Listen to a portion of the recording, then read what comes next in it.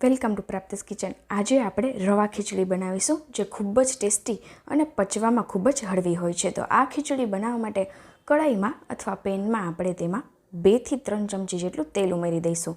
સાથે જ અડધી થી 1 ચમચી જેટલું આપણે તેમાં ઘી ઉમેરવાનું છે। ઘીથી આ ખીચડીનો ટેસ્ટ ખૂબ જ સરસ આવે છે, તો ચોક્કસથી ઘીને ઉમેરવું। ઘી થોડું ગરમ થઈ જાય ત્યારબાદ આપણે તેમાં વઘાર કરવાના છે। તો તેના માટે પહેલાં આપણે તેલને ઘીને ગરમ થઈ જાય એટલે અડધી ચમચી જેટલી રાઈ ઉમેરી દઈશું। તો અહીં ઘી મેલ્ટ થઈ ગયું છે। હવે આપણે તેમાં અડધી ચમચી જેટલી રાઈનો વઘાર કરી લઈએ। રાઈ આ રીતે ફૂટવા લાગે ત્યારબાદ તેમાં 1/4 ટીસ્પૂન જેટલો હિંગ અને મીઠા લીમડાના પત્તાનો પણ સાથે જ વઘાર કરી લેવાનો છે। તો 8 થી 10 જેટલા મીઠા લીમડાના પત્તા છે। સાથે જ તીખાસ માટે 2 તીખા લીલા મરચાં ઝીણા સમારેલા અને અડધા ઇંચ જેટલા આદુનું છીણ છે। અહીં આપણે મરચાંને એકદમ સારી રીતે સોતે કરવાના છે, જેથી કરી આદુ પણ સોતે થઈ જાય અને તેનો કાચો ટેસ્ટ છે તે આ ખીચડીમાં ન આવે। ત્યારબાદ આપણે તેમાં ઝીણું ઝીણું ચોપ કરેલું લીલું લસણ છે, મેં 2 થી 3 કળી જેટલું લીધું છે અને તેને ઝીણું સમારી લીધું છે। તેને પણ સાથે ઉમેરી અને બરાબર સોતે કરી લઈએ। ત્યારબાદ આપણે તેમાં અડધી ચમચી જેટલી ચણાની દાળ અને અડધી ચમચી જેટલી અડદની દાળ પણ સાથે વઘારમાં જ ઉમેરી દઈશું। આનાથી એક નટી ફ્લેવર અને એક ક્રંચ આવે છે ખીચડીમાં, તો ચોક્કસથી ઉમેરવી। હવે 1 થી 2 મિનિટ જેવું દાળને આપણે સોતે કરી લેવાનું છે। દાળને તમે ડાયરેક્ટ તેલમાં પણ ઉમેરી શકો છો, પણ તે બળી ન જાય એટલા માટે આ રીતે લાસ્ટમાં વઘારમાં ઉમેરી દીધી। ત્યારબાદ આપણે તેમાં 2 નંગ કાંદાને ઝીણા ચોપ કરેલા અને અડધું ગાજર છે જેને મેં ઝીણું ચોપ કરી લીધું છે, સાથે લીલા વટાણા છે અને 1 ટામેટાને ઝીણું ચોપ કરી અને લઈ લીધું છે। તો આ બધા જ વેજીસને આપણે ઉમેરી દેવાના છે। તમારે ખીચડીમાં વેજીસની ક્વોન્ટિટી વધારે રાખવી હોય તો એ પ્રમાણે બધા વેજીસની ક્વોન્ટિટી વધારી દેવાની। અને અહીં સાથે તમે તમારા કોઈ પણ ફેવરિટ વેજીસ પણ ઉમેરી શકો છો અને ખીચડીને વધારે હેલ્ધી પણ બનાવી શકો છો। તો સાથે તમે બીન્સ જે ફણસી આવે છે તે પણ અહીં ઉમેરી શકો છો, અથવા તો ફ્લાવર કોબી આવે છે એ, અથવા તો કોઈ પણ તમારા બીજા હેલ્ધી અને ફેવરિટ એવા વેજીસને સાથે ઉમેરી શકો છો આ ખીચડીમાં। બધા વેજીસને 2 મિનિટ જેવું સોતે કરી ત્યારબાદ ઢાંકી અને કૂક થવા દઈશું।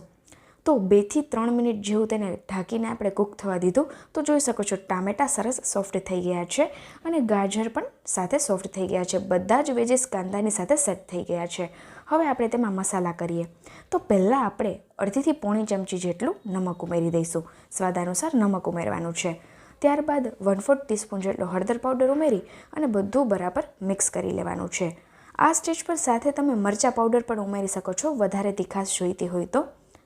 મેં અત્યારે તે સ્કીપ કર્યું છે કેમ કે મેં તીખાશવાળા મરચાં ઉમેર્યા છે એટલા માટે। બધું બરાબર મિક્સ કરી લેવાનું છે અને હળદરના લીધે એકદમ સરસ વેજીસનો કલર પણ સેટ થઈ જશે અહીં। તો બધું બરાબર મિક્સ કરી લીધું છે આપણે। હવે આપણે ઢાંકી અને ફરી થોડી વાર માટે કૂક કરી લઈશું। તો 1 મિનિટ જેવું કૂક કર્યું છે, જોઈ શકો છો તેલ બધું જેટલું હતું તે રિલીઝ થઈ ગયું છે। હવે આપણે તેમાં અડધા કપ જેટલો રવો ઉમેરી દઈશું। તમારે કેટલી ક્વોન્ટિટીમાં ખીચડી બનાવી છે એ પ્રમાણે તમારે રવાની ક્વોન્ટિટીને એડજસ્ટ કરવાની રહેશે। તો અહીં રવો ઉમેરાઈ જાય એટલે 5 થી 7 મિનિટ જેવું રવાને પણ ગેસની લો ફ્લેમ પર સોતે કરવાનો છે, જેથી કરી એકદમ સરસ રવો શેકાઈ જાય અને ખીચડીને એક સરસ ફ્લેવર મળી રહે। જ્યારે તમે આ ખીચડી ખાશો તો રવાને એકદમ સારી રીતે શેકવાના કારણે ખબર પણ નહીં પડે કે આપણે રવાની ખીચડી ખાઈએ છીએ। એકદમ સારી રીતે તેને શેકવાનું છે, આ જ ખીચડી બનાવવા માટેનો મેઇન સ્ટેપ છે। તો ગેસની લો ફ્લેમ પર હલાવતા જઈ એટલે 5 થી 7 મિનિટ જેવું ખીચડીને શેકી લેવાનું છે। તો જોઈ શકો છો ખીચડી એકદમ સરસ રોસ્ટ થઈ ગઈ છે। હવે આપણે રવાને કૂક કરવા માટે પાણી ઉમેરવાનું છે। તો જે બોલથી આપણે રવો ઉમેર્યો છે એ જ બોલના માપથી પાણી ઉમેરવાનું છે। તો અહીં અડધો કપ જેટલો મેં રવો ઉમેર્યો હતો, સાથે જ 4 કપ જેટલું પાણી ઉમેર્યું છે। જેટલી ક્વોન્ટિટીમાં રવો લીધો છે એટલી જ ક્વોન્ટિટીમાં પાણીને બોલમાં ભરી અને 4 વાર એટલે કે 4 ગણું ઉમેરી બધું બરાબર મિક્સ કરી અને ઢાંકીને થવા દેવાનું છે। તો અહીં 5 મિનિટ જેવો સમય થયો છે। તમે જોઈ શકો છો આટલી કન્સિસ્ટન્સીની સાથે રવો છે તે સેટ થઈ ગયો છે અને પરફેક્ટ એવી ખીચડી બનીને રેડી થઈ ગઈ છે। હવે આપણે થોડી તીખાશ જોઈએ છે તો અડધી ચમચી જેટલો લાલ મરચાં પાવડર લાસ્ટમાં ઉમેરી દઈ અને બધું બરાબર મિક્સ કરી દઈશું।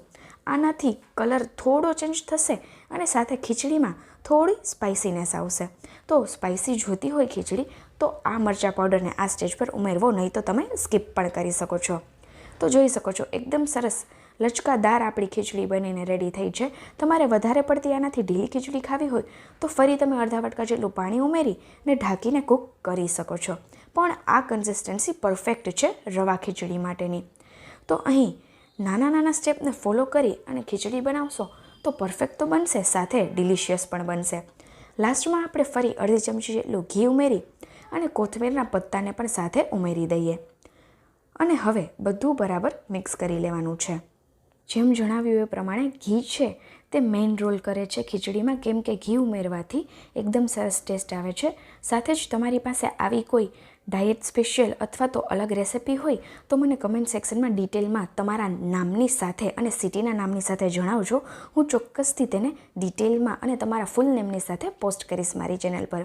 તો અહીં આપણી ગરમા ગરમ રવા ખીચડી તો રેડી છે, જે ખૂબ જ ટેસ્ટી અને સાથે વેજીસના લીધે હેલ્ધી પણ છે, જેને મેં સર્વ કરી લીધી છે. અને આ ખીચડી દહીંની સાથે ખૂબ જ સરસ લાગે છે. તો તમે ક્યારે બનાવો છો મને કમેન્ટ સેક્શનમાં ચોક્કસથી જણાવજો. અને સાથે સાથે તમારે આવી ડાયટ સ્પેશિયલ, વ્રત સ્પેશિયલ અથવા તો સિઝન સ્પેશિયલ અનોખી રેસિપી જોવી હોય તો મારી ચેનલ પર આવ્યા છો તો મારી ચેનલને વિઝિટ કરો, જેમાં તમને સિઝનલ રેસિપીની સાથે ડાયટ સ્પેશિયલ, વ્રત સ્પેશિયલ અને આવી તો ઘણી બધી અનોખી અને હેલ્ધી રેસિપીઓ મળી રહેશે.